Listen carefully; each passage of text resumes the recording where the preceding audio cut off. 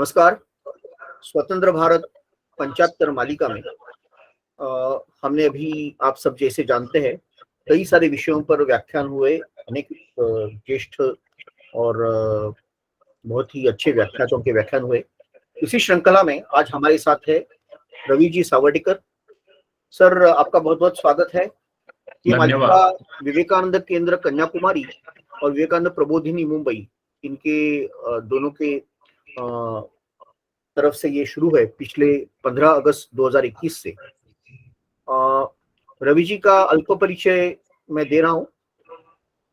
अभी वो विवेकानंद केंद्र विद्यालय डिब्रूगढ़ के प्रिंसिपल है 2000 साल से।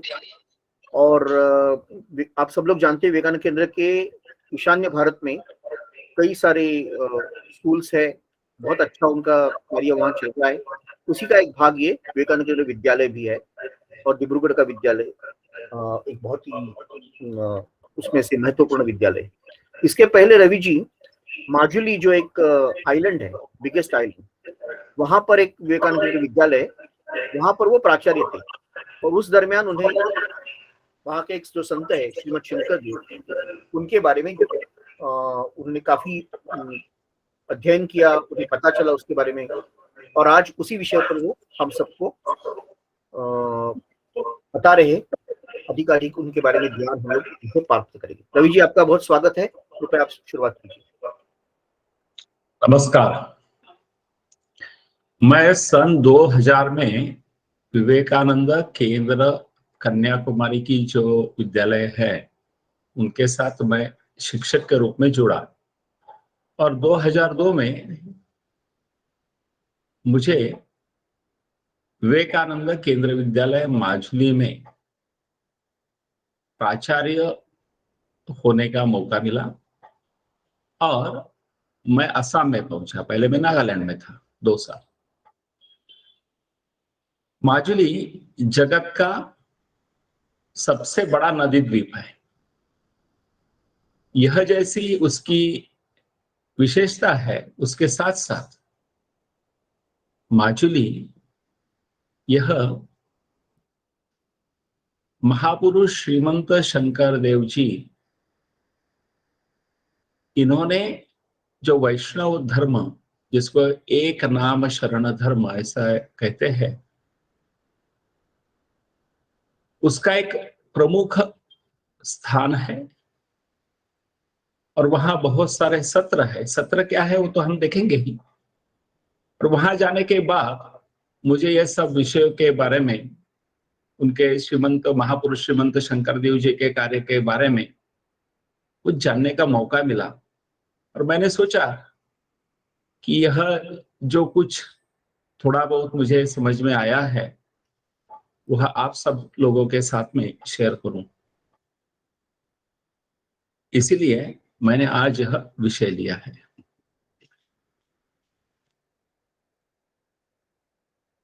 उत्तर पूर्वांचल जिसको कहा जाता है, उसमें वर्तमान असम एक महत्वपूर्ण राज्य है।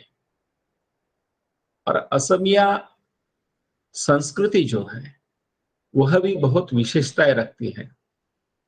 उसमें सत्रीय संस्कृति, यह जो है, इसका संबंध महापुरुष श्रीमंत शंकरदेव और उनके शिष्य माधवदेव, इनके साथ जोड़ा जाता है।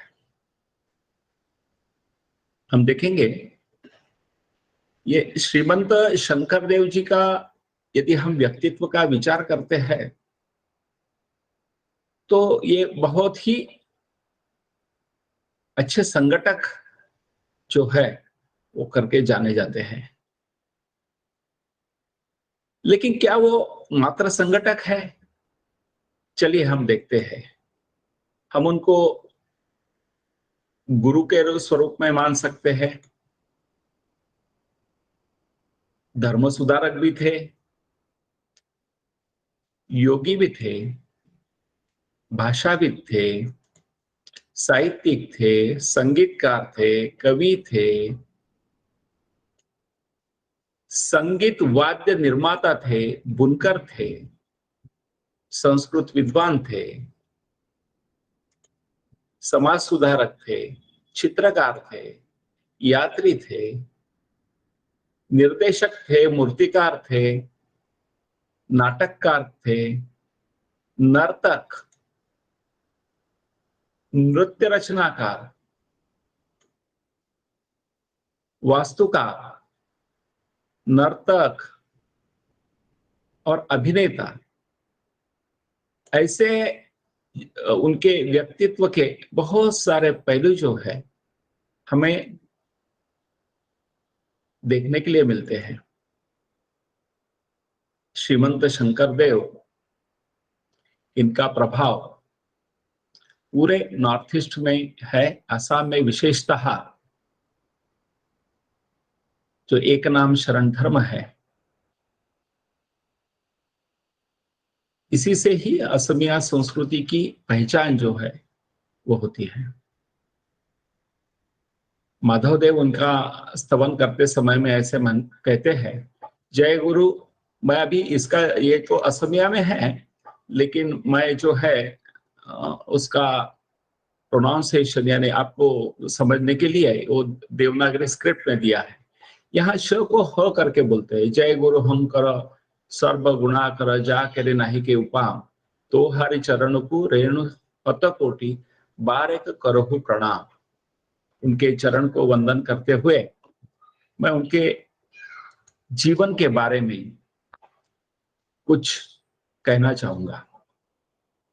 अनेक कवि है, संगीतकार है, संत है, धार्मिक शिक्षक है, संगीत गुरु है, उपदेशक है, लेकिन शंकरदेव एक प्रतिभाशाली व्यक्ति थे जिनमें इन सभी गुण थे, ऐसा प्रोफेसर वासुदेव शरण अग्रवाल एक जगह कहते हैं, जो कि बहुत ही अद्भुत व्यक्तिमत्व एक 500 साल पहले असम में उन्होंने अपना कार्य किया और जिसके वजह से आज हमें असमिया संस्कृति में, शास्त्रीय संस्कृति में जो उनका योगदान है वो आज भी 500 साल के बाद भी देखने के लिए मिलता है।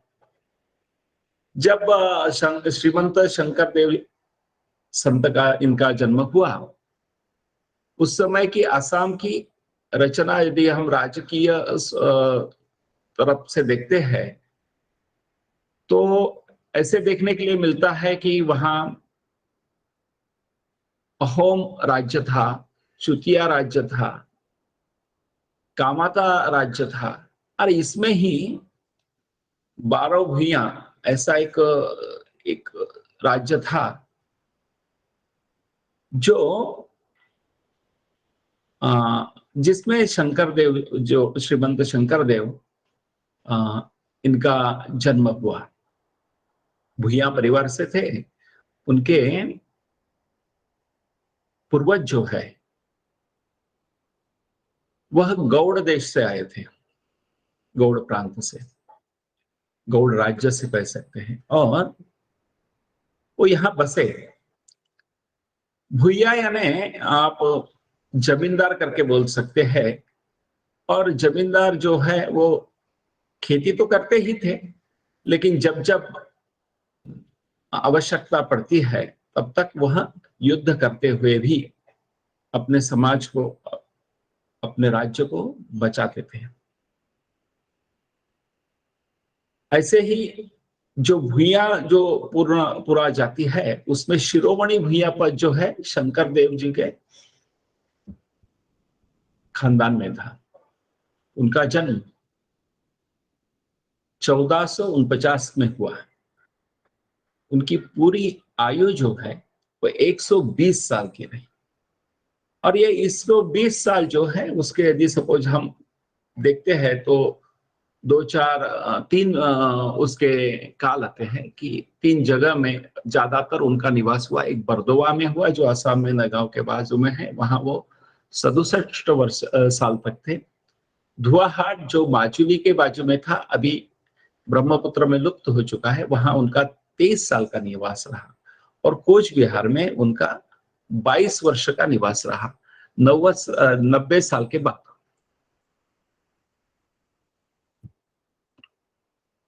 यदि उस समय की यदि हम समाज की स्थिति देखते हैं तो यह जो भक्ति परंपरा हमारे भारत में देखने के लिए मिलती है, हम तुलसीदास का नाम लेते हैं, चैतन्य महाप्रभु का नाम लेते हैं, महाराष्ट्र में संत ज्ञानेश्वर, तुकाराम या रामदास,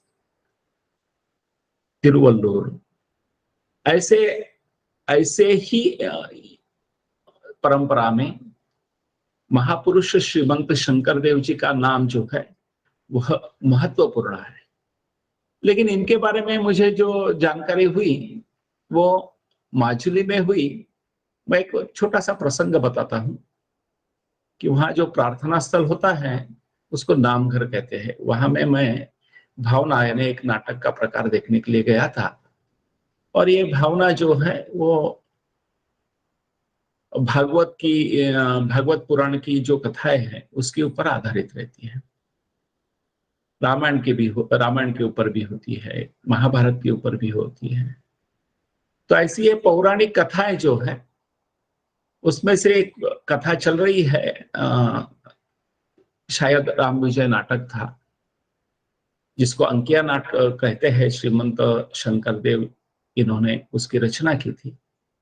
उसको देखने का सौभाग्य मिला, तो उसकी बोली के बारे में मैं बताऊंगा। तो छोटे से नामघर में प्रार्थना स्थल में उसका प्रदर्शन चल रहा था, और मैं वहाँ नाटक का आनंद ले रहा था। और छोटे से गांव में होने की वजह से, और मैं भी महाराष्ट्र से आया हुआ ऐसा एक अतिथि हूँ, और सब गांव का मेरे तरफ पूरा ध्यान था कि इनको कुछ समझ में आता है कि नहीं आता है। तो मुझे बहुत अच्छी समझ में आ रहा था क्या चल रहा है, क्योंकि अभिनय भी था, भाषा भी थी। और फिर मैंने उनके जीवन के बारे में जब पढ़ना शुरू किया तब मुझे ये सब विशेषताएं जो आपको बताई इनके बारे में जानकारी हुई। जब वो 7 साल के थे उनके माता पिता की मृत्यु हुई, और फिर उनकी नानी जो थी खेरसू की, उन्होंने उनका प्रतिपालन किया।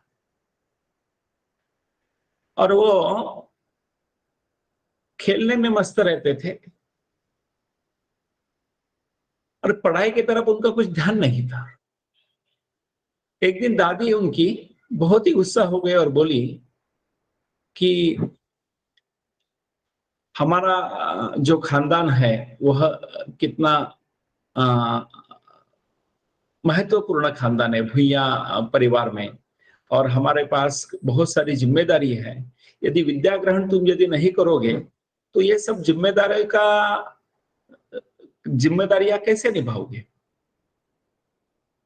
तो शायद यह उन्होंने जो खेद व्यक्त किया, उनके मन में ऐसी इच्छा हुई कि मैंने गुरुकुल में जाना चाहिए, जिसको टोल कहते हैं असमिया में, संस्कृत टोल कहते हैं। वो महेंद्र कंदली करके जो थे उनके संस्कृत टोल में फिर वो प्रवेश कर लेते हैं। तो उनकी अद्भुत प्रतिभा जिसका परिचय हुआ उनके गुरु को, क्योंकि 12 साल के उम्र में ही उन्होंने, अपने 13 साल की उम्र में ही उन्होंने अपनी पहली कविता लिखी, जिसमें मात्र अ की ही मात्रा है, आ की मात्रा कहीं भी नहीं है। और ऐसे कुछ उनके अद्भुत गुण जो है वो देखने के बाद उनके गुरु जो है उनको देव करके उपाधि देते हैं। मैं आपको यह कविता सुनाना चाहूंगा।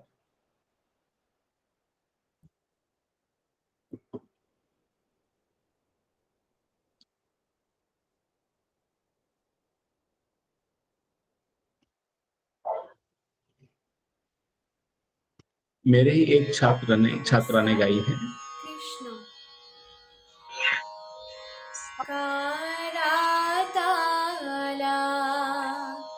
कमला का मलना नयना भावना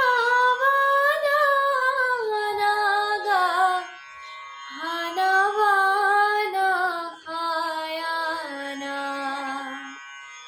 कराता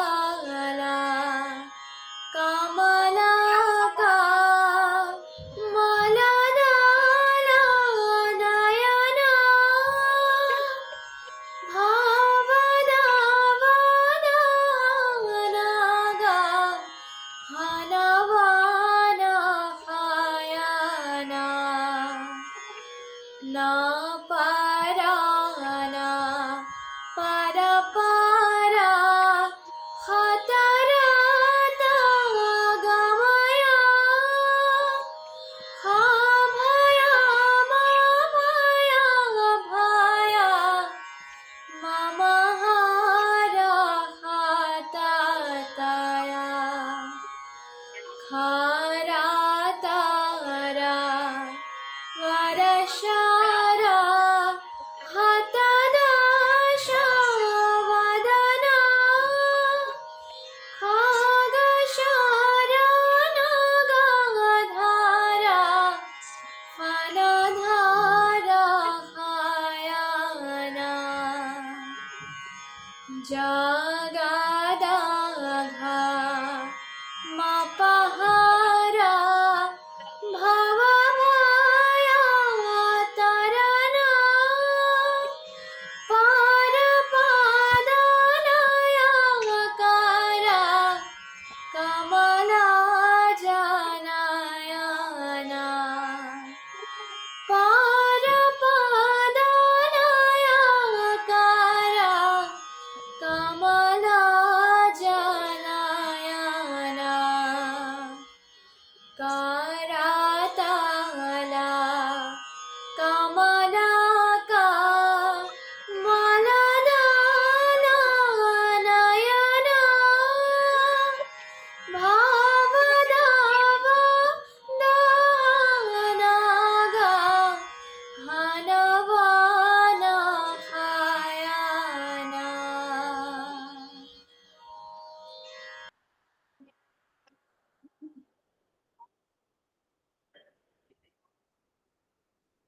शायद भाषा आपके समझ में नहीं आई होगी, लेकिन पद्य की मधुरता, इसका अनुभव तो आपने जरूर लिया होगा।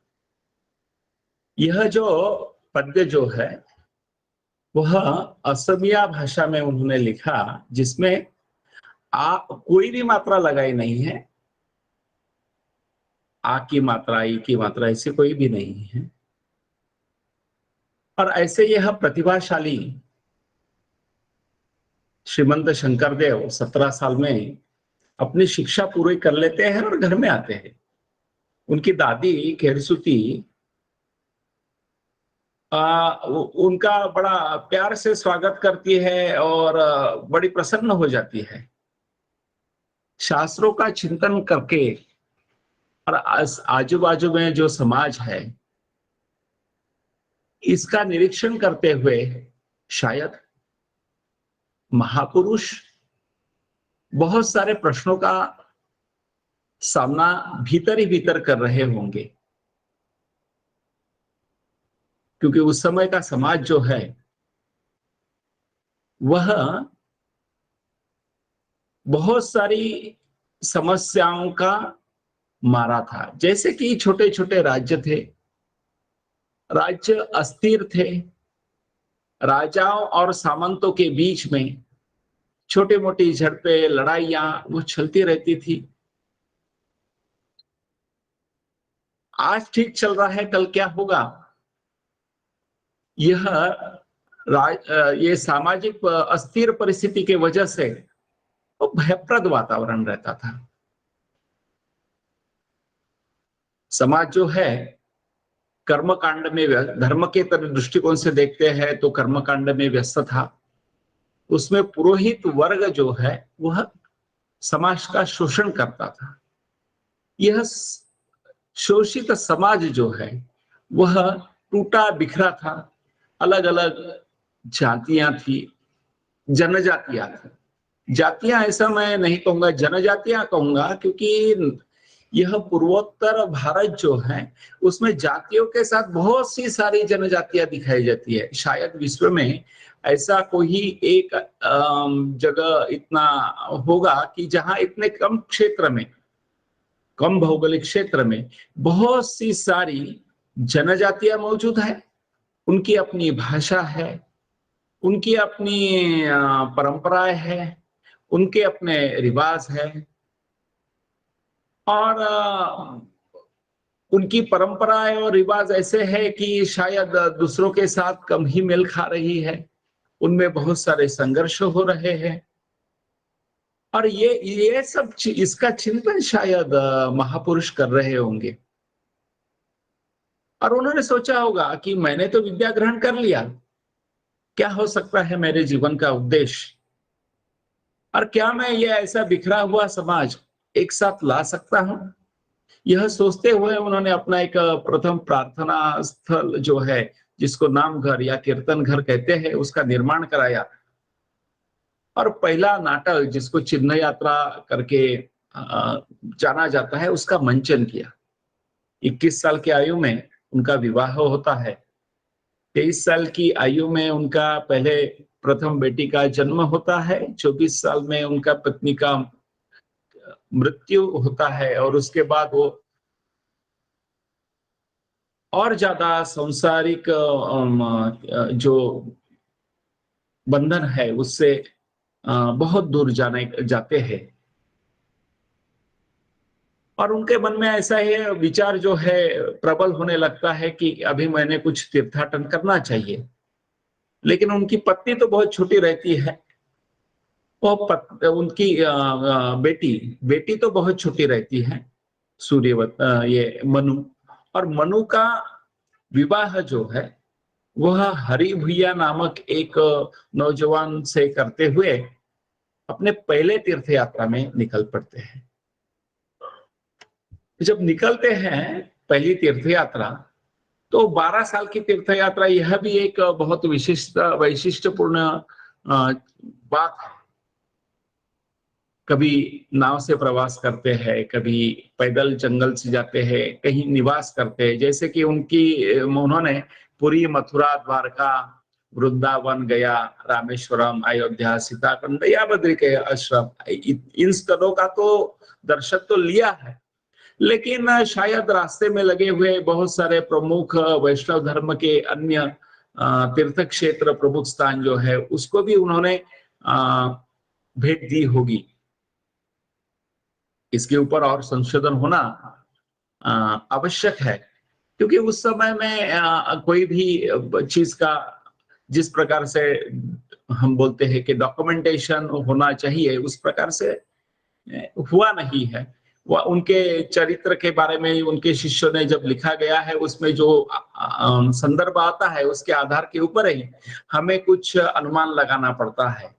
ऐसा भी कहने के लिए बहुत जगह है कि उन्होंने नर्मदा और गंगा, यह जो दो नदियां है, इनके आजू बाजू में जो तीर्थ क्षेत्र है उसमें भी उन्होंने भेंट दी होगी। लेकिन ये बात तो प्रमुखता से कही गई है कि पुरी में उनका, जगन्नाथपुरी में उनका बहुत दिन तक का निवास रहा। और जब वो बद्रिकाश्रम में गए थे, तो उन्होंने, जिसको एक शास्त्रीय गीत के आधार के ऊपर एक गीत की रचना की, शास्त्रीय रागदारी के आधार के ऊपर गीत की रचना की, मन मेरी राम चरण ही लागू। उन्होंने और भी गीतों की ऐसी रचना की जो शास्त्रीय रागों के ऊपर आधारित है। उसमें से अभी कुछ उपलब्ध है, 34 उपलब्ध है। इन सबको बरगीत कहकर जाना जाता है। और फिर उन्होंने जब वहां निवास किया, अपनी प्रथम यात्रा से जब लौट करके आए 44 की आयु में, उसके बाद उन्होंने बरदवा में ही अपना जीवन आगे का बिताया। लेकिन वहां ऐसा हुआ कि राजनैतिक संकटों के चलते हुए करीबन 68 साल की आयु में उन्होंने अहोम राज्य में माजुली के बाजू में जो डुआहाट करके जो एक जगह है, वहां में वो आए। उनको ये संकटों का सामना बार बार करना पड़ा। उसके कारण दो थे। एक तो उन्होंने अपना जो वैष्णव धर्म जो है, नाम शरण धर्म, इसका प्रचार प्रसार जो शुरू किया, इसके वजह से पुरोहित वर्ग जो है वो बहुत नाराज होता था। और पुरोहित वर्ग नाराज होने की वजह से वो उनके जो भक्त लोग हैं उनको बहुत परेशान करता था, अनुयायियों को परेशान करता था। इसके साथ साथ अलग अलग प्रकार के आक्रमण भी आजू बाजू के छोटे छोटे राज्यों से होते थे। ऐसा ही कछारी समाज जनजाति का आक्रमण जब हुआ तो इसके वजह से उनको अहोम राज्य में आना, यहाँ में भी बहुत शांति से उनको रहने के लिए मौका नहीं मिला। अनुयायियों को परेशान करना तो जारी ही था। लेकिन इसी माह माजुली में एक अच्छी घटना घटती है। जब उनकी आयु 73 साल की थी तो 32 साल का एक नौजवान जो कट्टर शाक्त परंपरा से था, शाक्त संप्रदाय से था, वो श्रीमंत शंकर देव इनके संपर्क में आता है। बात ऐसी होती है कि उस समय में कर्मकांड में जो लिप्त समाज था उसके ऊपर पंचमकार साधना का बहुत बड़ा प्रभाव था, और इसी में ही शाक्त संप्रदाय में बलि प्रथा भी थी। ये बलि प्रथा में पशुओं की बलि जैसी दी जाती थी, उसके साथ साथ नर बलि भी होते थे। और ये जो है, ये सब देखते हुए उन्होंने जो अपना एक संप्रदाय, वैष्णव संप्रदाय शुरू किया, उसमें उन्होंने जो संदेश दिया कि कृष्ण की भक्ति जो है वो श्रवण, कृष्ण का नाम श्रवण करना या कृष्ण का नाम गाना, गायन करना, इससे ही हम भगवान को प्राप्त कर सकते हैं। बहुत ज्यादा कर्मकांड, कुछ भी कर्मकांड करने की जरूरत नहीं है। ऐसा इन्होंने जो विचार जो है समाज में उसका प्रचार प्रसार किया। बहुत सारे गीत लिखे, समाज में लोग जो है एक साथ आते थे, भजन कीर्तन करते थे, और उन संप्रदाय भी बढ़ रहा था। और उनका ही एक शिष्य जो ये माधव का रिश्तेदार था, वह उनको अपने गुरु के बारे में बताता है। और फिर माधव देव जो शाक्त संप्रदाय के ऊपर श्रद्धा रखने वाले हैं, वह शंकर देव जी के पास आते हैं और उनका जो वाद विवाद होता है उससे पहले वो तय करते हैं कि जो भी वाद विवाद में जिसकी हार होगी उसने दूसरे का अनुयायी बनना होगा। और बहुत बहस होती है, शास्त्र से अलग अलग प्रकार के मत जो है रखे जाते हैं, और जिसमें महापुरुष जो है श्रीमंत शंकर देव वो विजयी होते हैं, और माधव देव उनका शिष्यत्व जो है वो स्वीकार लेते हैं। और बाद में एक नाम शरण धर्म जो है शंकर देव, इन्होंने श्रीमंत शंकर देव जी ने आरंभ किया हुआ, उसका प्रचार प्रसार में वो पूरे अपना जीवन जो है लगा देते हैं। लेकिन इधर पुरोहित वर्ग जो है लगातार श्रीमंत शंकर देव जी का विरोध कर रहा है, और राजा जो है, अहोम राजा जो है, उनके पास बहुत सारा उनके बारे में शिकायतें जाती है। फिर राजा उनको आमंत्रित करता है और वहां उनको अपना पक्ष रखने के लिए कहता है, और राजा प्रसन्न होके उनको छोड़ भी देता है। लेकिन बाद में एक बार ऐसा होता है, कुछ दिनों बाद उनका बेटा जब राज्य में है, उस समय में अहोम राजा एक मिशन के तहत हाथी जो है, हाथी को पकड़ने का कार्य जो है सौंपा जाता है अलग अलग समाजों को।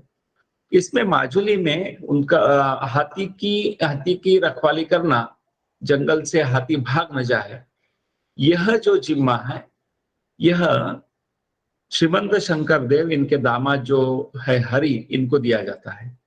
लेकिन वो हाथी कैसे तो भी वो उनके जो राज्य है, उनका जो गांव है, वहां से भाग जाते हैं, जिसकी वजह से राजा क्रोधित होता है और वो हरि और माधव देव इनको कैद करके अपने राजधानी में लेके आने का आदेश देता है।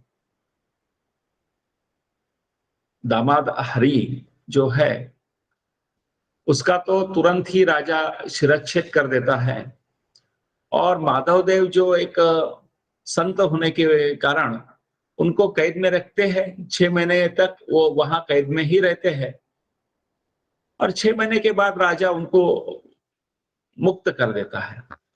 लेकिन तब तक यहाँ यह कोई भी खबर बात जो है वो यहाँ महापुरुष श्रीमंत शंकर देव इनको तो कुछ मिलती नहीं है, और वो बहुत चिंतित रहते हैं कि क्या हो रहा है। और जब वो माधव देव वो कैद से छूट के फिर आ जाते हैं, तो आने के बाद यह अस्थिरता से दूर होने के लिए ऐसा तय करते हैं महापुरुष कि हम इस राज्य से, अहोम राज्य से निकलते हुए दूसरे राज्य में जाएं, जो कि यहाँ कोच राज्य जो है, जो कि निचले आसाम यानी गुवाहाटी से तरफ थोड़ा नीचे, अभी का वर्तमान जो है बिहार और वेस्ट बंगाल इसके बाजू में जो है, वहां यह राज्य था, और इसमें हम जाएं ऐसा तय करते हुए, क्योंकि वहां के जो राजा है नरनारायण वो बहुत विद्वान थे, बहुत प्रजा वत्सल थे। इसीलिए अपने सब भक्तों के साथ में महापुरुष वहां कोच बिहार में चल पड़ते हैं। वो बरपटा के पास में पाट बाउसी में आते हैं, जिस समय में उनकी आयु है 98 साल की। वहां में वो निवास करते हैं, और वहां में उनका जो निवास है यह अपने आप में बहुत वैशिष्टपूर्ण है। हम आज के जमाने में ऐसे सोचते हैं कि 60 साल की आयु हो गई तो अभी हम रिटायर हो गए हैं, अभी हम कुछ काम नहीं कर पाएंगे। लेकिन महापुरुष श्रीमंत शंकर देव, इनके जीवन के तरफ यदि हम देखते हैं तो उन्होंने साहित्य में जो भी रचनाएं की, गीत लिखे, नाटक लिखे, काव्य लिखे, इसकी सब रचनाएं उनकी ज्यादातर 90 साल के बाद ही, 50% से ज्यादा साहित्य जो है वो 90 साल के बाद लिखते हैं। यह भी एक महत्वपूर्ण बात जो है मैं आपके सामने में रखना चाहूंगा। यहां से वो 99 साल के जब होते हैं तब वो 6 महीने के लिए दूसरी तीर्थ यात्रा में जाते हैं। पुरी और वृंदावन ऐसे स्थान का भ्रमण करते हुए वापस आते हैं, और वहां के जो राजा हैं उनके अनुरोध के ऊपर कोच बिहार के राजा नरनारायण और वहां के सेनापति शिलाराय, इनके अनुरोध के ऊपर वृंदावनी वस्त्र जो है वह वस्त्र बुन के देते हैं। अब ये वृंदावनी वस्त्र के बारे में मैं अंत में बताऊंगा। और 119 साल की आयु में माधव देव को अपना उत्तराधिकारी नामित करते हुए समाधि ग्रहण कर लेते हैं।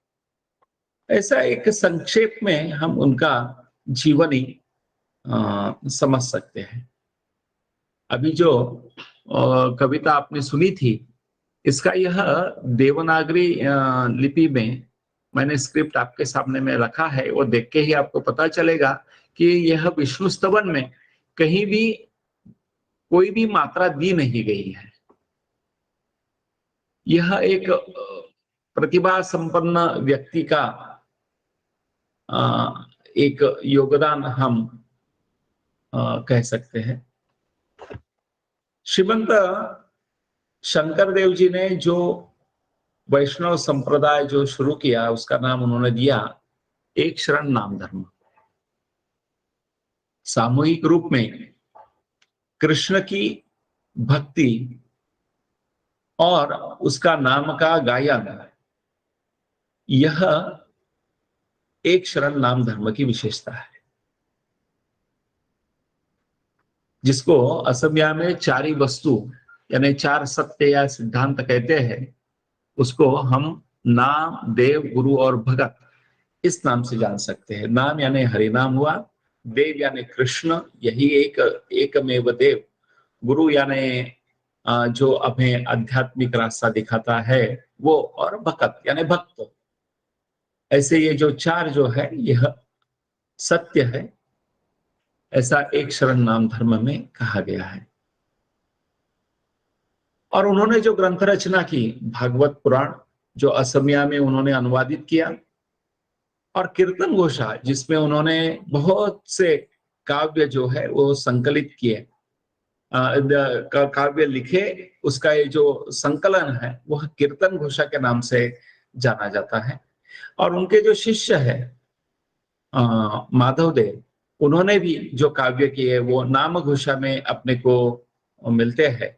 और भक्ति रत्नावली, इसमें भी यह जो किताब है लिखा है उन्होंने, उसमें भी मिलते हैं। यह जो चार ग्रंथ है, ये चार प्रमुख ग्रंथ एक नाम शरण धर्म के हम आज